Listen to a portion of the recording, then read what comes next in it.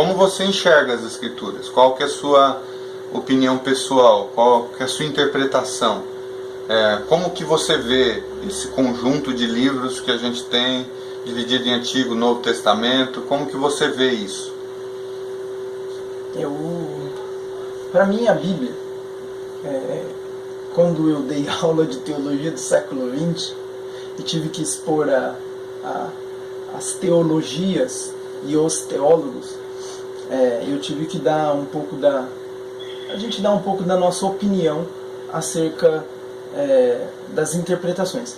Mas, pessoalmente, a Bíblia para mim ainda e quando eu digo ainda é no sentido de não que ela vai deixar de ser, mas diante de toda a bagagem e as experiências que a gente vai tendo, ela continua sendo ainda a minha regra de fé dentro dos limites da minha imperfeição.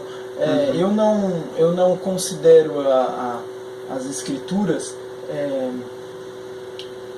fonte única da verdade desassociada das produções humanas, das ciências. Eu não consigo mais olhar a Bíblia desconectada das produções humanas. Então gera-se daí uma visão de mundo que, a partir das Escrituras, ou seja, o ponto inicial são as Escrituras, para uma visão de mundo que também se deixa influenciar pelas ciências. Eu penso dessa forma. As Escrituras, para mim, a Bíblia é fonte de autoridade, porque eu creio no Cristo da Bíblia. E crendo no Cristo da Bíblia, e no Cristo que somente a Bíblia traz, ela se torna uma fonte de autoridade para a minha vida, para os meus relacionamentos, uma fonte de autoridade para o meu raciocínio, uma fonte de autoridade para as questões que eu lido. E não quer dizer que aí está embutido todas as minhas imperfeições, as minhas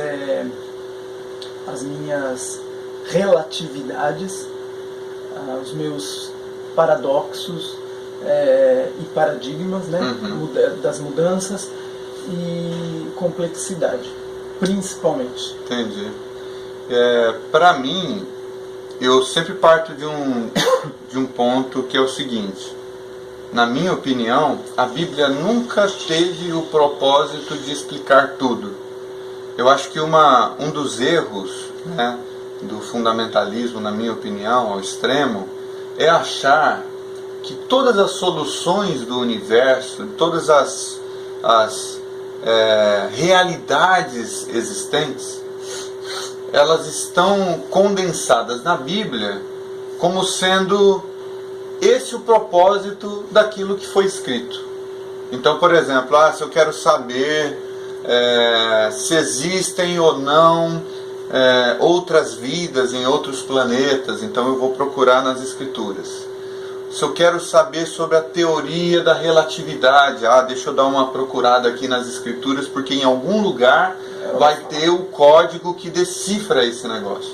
Então, na minha opinião, a Bíblia ela tem um propósito muito claro, que primeiro, o Antigo Testamento é a história de um povo, né? Primeiro fala das noções da criação, as noções do que se tinha, de como tudo veio a acontecer, né? Quer dizer, a gente começa com isso, e depois, querendo ou não, ela tem uma linearidade. Você vê, a Bíblia ela é linear. Ela vem trazendo a história do povo de Israel a partir de Abraão e vem contando a história desse povo. Mas ela não se preocupa em trazer os avanços dos outros povos, ela não se preocupa em sistematizar o conhecimento nesse sentido. Pelo contrário, ela até dá indícios de que há outras formas de conhecimento que, inclusive, o povo de Israel bebeu dessas formas. É influenciado. Tanto, por exemplo, que as leis do Antigo Testamento, elas, até aquelas que foram ditas divinas e ditas pelo próprio Deus, elas são também encontradas em outros povos que conviviam com o povo de Israel naquela época, como por exemplo o Código de Hammurabi, né? As leis, por exemplo, de sacerdotes. Quando isso foi instituído, já haviam sacerdotes em outras instâncias, em outros contextos. Sim. Quer dizer, então, a Bíblia não tem essa proposição de mostrar o princípio do conhecimento de tudo, de todos os aspectos da existência, como que dizendo, nós inventamos isso, nós somos os únicos que propomos isso. Pelo contrário, ela naturalmente traz esses conceitos, bebe de outras fontes, não tem a necessidade nem de dizer de que fontes ela bebeu, mas ela só vai apresentando a história desse povo e todas as implicações da história desse povo. Então, para mim é muito claro isso, né? Que ela vai tentando dar essa linearidade dos acontecimentos desse povo específico, na minha opinião, tendo como propósito fundamental apresentar o Cristo que viria. Por isso que Jesus disse, olha, vocês examinam as Escrituras buscando ter nela a vida eterna e elas testificam de mim. Então, me parece que a história do povo de Israel vai apontando para uma finalidade. E a finalidade é justamente a finalidade que Deus deu ao povo de Israel quando ele assim o instituiu, que era levar o povo de Israel a apresentar o Cristo, a ter o Cristo. E daí tem todo, obviamente, um contexto histórico de evolução do pensamento, de evolução em relação à ignorância humana, as leis que eram bastante primárias. Aí tem toda uma saga que ali vai sendo contada, mas muito específica, é um corte histórico muito pequeno, se comparado à história da humanidade.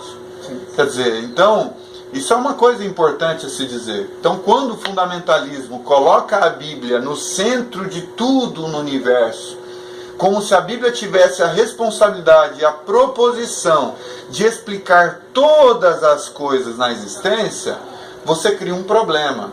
Você cria um problema sério, porque você vai tentar extrair informações que ela nunca teve a proposição de oferecer aos seus leitores. Então, nesse sentido, eu concordo com você. Eu acho que as produções humanas, elas devem ser levadas em consideração. As demais produções humanas, elas devem ser levadas em consideração, porque elas não necessariamente se opõem às Escrituras, né? Por exemplo, como eu falei, o fato de alguém explicar as leis naturais não quer dizer que isso levou a fé à nulidade.